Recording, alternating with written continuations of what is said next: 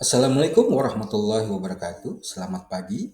Yang terhormat Bapak Catur Eskom Mkom selaku dosen pengampu mata kuliah pengantar teknologi komputer dan informasi. Saya Sukmas Diaji dengan NIM 250201010323. Dalam 5 menit ke depan, izinkan saya memaparkan analisis mengenai bagaimana sentimen media sosial membentuk masa depan ekonomi kita.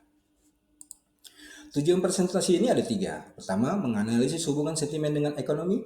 Kedua, mengidentifikasi dampaknya pada UMKM. Dan ketiga, merujuk pada kajian Sosrawidikdo di tahun 2024, kita akan merumuskan strategi pengelolaan sentimen yang tepat.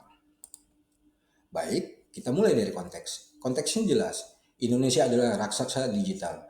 Seperti didefinisikan oleh Nasrullah di tahun 2015, platform media sosial telah bergeser fungsi dari sekedar komunikasi menjadi ekosistem ekonomi yang masif. Platform kunci yang membentuk sentimen ini mencakup TikTok, Instagram, platform X, dan tentu saja Facebook. Apa itu sentimen? Sulawesi tahun 2021 mendefinisikannya sebagai ekspresi opini publik.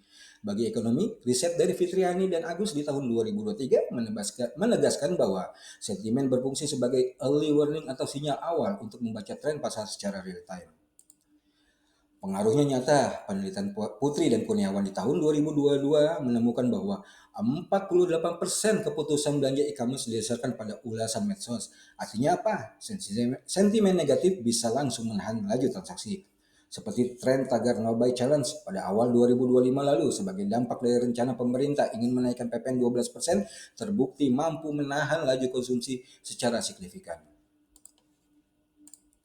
Bagi UMKM ini krusial. Wahyudi dan Setiadi di tahun 2022 mencatat viral positif bisa menaikkan penjualan sampai 30%. Sebaliknya, viral yang negatif menurut studi Pratama di tahun 2023 menunjukkan konten kemarahan menyebar 70% lebih cepat yang bisa menghancurkan reputasi bisnis kecil seketika. Contoh nyatanya adalah kasus UMKM kuliner di Jakarta, di mana satu video keluhkan higienitas yang viral bisa menyebabkan omsetnya anjlok hingga 80% dalam kurun waktu 24 jam.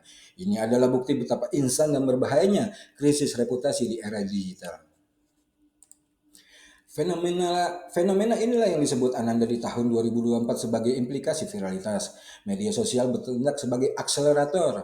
Ulasan positif bisa melipat gandakan omset. Sebagai contoh, ulasan kuliner di TikTok berpotensi menaikkan penjualan hingga 500%, menunjukkan betapa instan dampak ekonomi media sosial.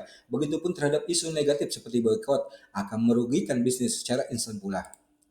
Data We Are Social di tahun 2024 menunjukkan Gen Z sangat aktif dalam ekonomi sosial. Kekuatan mereka terletak pada kecepatan menyalurkan dana.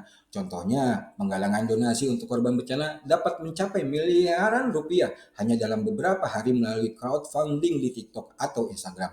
Namun, Mahrus dan Saifuddin di tahun 2022 mengingatkan adanya tantangan kredibilitas seperti resiko penipuan donasi.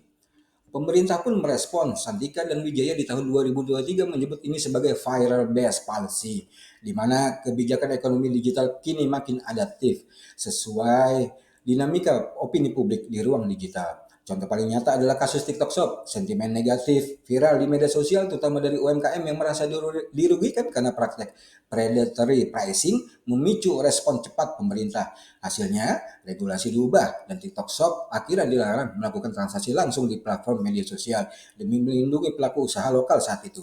Ini menunjukkan betapa kuatnya opini digital dalam bentuk kebijakan publik. Sebagai kesimpulan kunci dari analisis ini ada 3 poin utama. Pertama, sentimen media sosial adalah aset ekonomi strategis yang secara langsung mempengaruhi keputusan pasar. Kedua, pengelolaan informasi yang tepat dan proaktif adalah kunci utama untuk mencegah krisis reputasi. Dan ketiga, seperti ditekankan oleh Siregar di tahun 2021, literasi digital yang kuat menjadi fondasi mutlak untuk menjaga stabilitas ekonomi digital Indonesia. Sebagai penutup, saya menyampaikan 3 rekomendasi strategis. Pelaku usaha harus proaktif, memantau sentimen dan segera merespon keluhan. Pemerintah wajib memperkuat program literasi digital dan etika bermedia sosial. Dan terakhir, merujuk pada Wibowo di tahun 2020, masyarakat harus selalu bersikap kritis dan bertanggung jawab. Demikian pemaparan dari saya. Terima kasih. Wassalamualaikum warahmatullahi wabarakatuh.